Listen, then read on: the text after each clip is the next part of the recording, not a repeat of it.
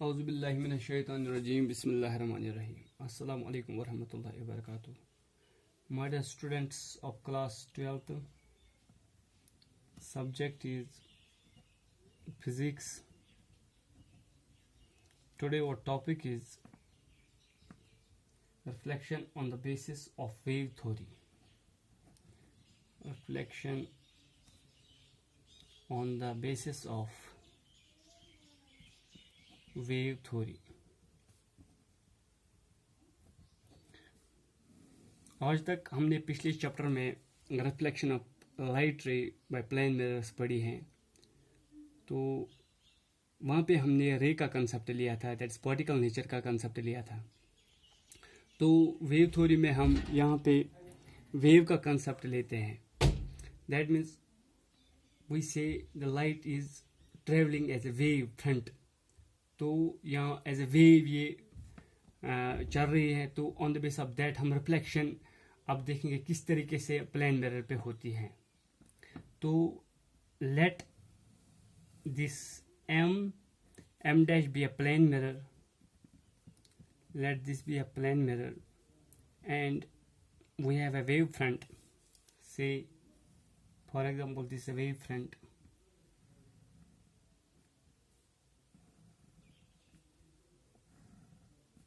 आप मान लीजिए एक वेव फ्रंट है जिसका हम नाम रखेंगे ए और बी. आप मान लीजिए तीन लाइट रे जो हैं वेव फ्रंट में हैं.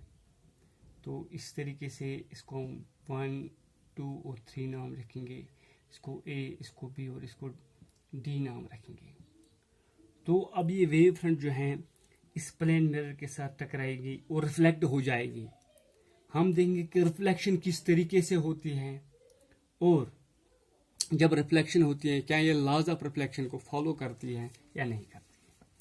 तो आप मान लीजिए एक लाइट रे जो आई से बी पॉइंट से ये इस तरीके से कुछ मिरर के साथ टकराएगी. तो मान लीजिए इस पॉइंट का नाम ए डैश है. तो बी से ए डैश तक ये लाइट रे आई. तो यहाँ तक उसने डिस्टेंस बी ए डैश तय की. Say for example it take a time period of T. तो इसको यहाँ तक इस डिस्टेंस को कवर करने तक इसको टाइम पीरियड टी लग गया. तो ये यहाँ तक पहुँच गया और यहाँ से ये रिफ्लेक्ट हो जाएगी. कुछ इस तरीके से रिफ्लेक्ट हो जाएगी और ये जो लाइट रे हैं ए, ये भी यहाँ से लाइट जो है रिफ्लेक्ट हो जाएगी. तो ये कुछ इस तरीके से रिफ्लेक्ट हो जाएगी और हम क्या करेंगे, ये डिस्टेंस जो है ए डैश बी डिस्टेंस जो है ये कैलकुलेट करेंगे. से इसको टाइम पीरियड टी लग गया. Speed of the light is C. Here speed of light is equal to C and here time period is T. Therefore a dash b distance is equal to, that is time into speed, that is c into t. Similarly अगर मैं ए point के साथ ये टकराई और ये wave front जो है ये डिस्टेंस कितनी कवर करेगी टाइम टी में, तो जितनी distance that is equal to distance covered after time interval T with speed of light is equal to C into T. That means यहाँ से भी पॉइंट ए से भी ये डिस्टेंस जो है ये सी इंटू टी ट्रेवल करेगी. तो मैं यहाँ पे मेजर करूंगा बी ए डैश डिस्टेंस कितनी है. तो आर्क एक ड्रा करूंगा यहाँ पे. तो वो आर्क कुछ इस तरीके से कट करेगी. तो इस तरीके से यहाँ पे हमें वेव फ्रंट बनेगा, दूसरा वेव फ्रंट बनेगा. तो इसका नाम मैं रखूंगा ए डैश और इसका नाम बी डैश रखूंगा. तो ए और बी डैश जो है वो ए और बी डैश भी हैं वो से सी इंटू टी के बराबर होता है. तो इस तरीके से यहाँ पे वेव फ्रंट बन गया और ये डी लाइट रे जो है ये इस तरीके से आएगी और ये यहाँ से रिफ्लेक्ट हो जाएगी और इसको हम नाम रखेंगे डी डैश. अब लाइट रे जो है ये 3 नीचे की ओर आएगी, 3 डैश, ये बनेगी 2 डैश और ये बनेगी 1 डैश. तो अब जो रिफ्लेक्टेड वेव फ्रंट है वो ए डैश और बी डैश है, और इंसिडेंटल वेव फ्रंट जो था वो ए बी था। यहाँ पे जो है, यहाँ पे A B dash distance is equal to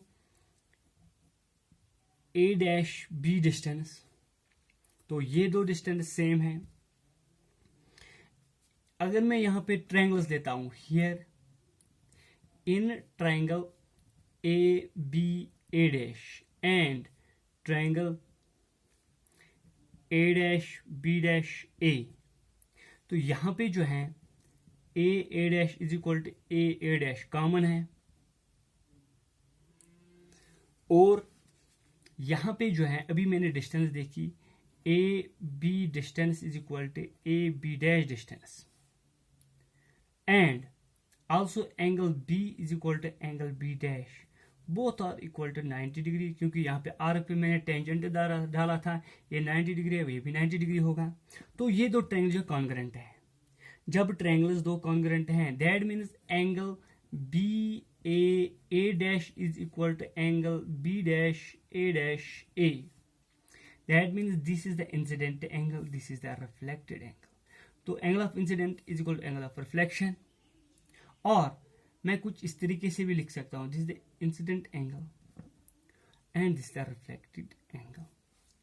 तो यहां पे मैंने रिफ्लेक्शन में देखा, तो पहला लॉ जो है, अगर मैं लॉज ऑफ रिफ्लेक्शन देखूंगा, ये दोनों लॉज फॉलो करता है। यहाँ पे मैंने डेरिवेशन की थोड़ी बहुत, तो इसमें मुझे ये पता चला कि angle of incidence is equal to angle of reflection.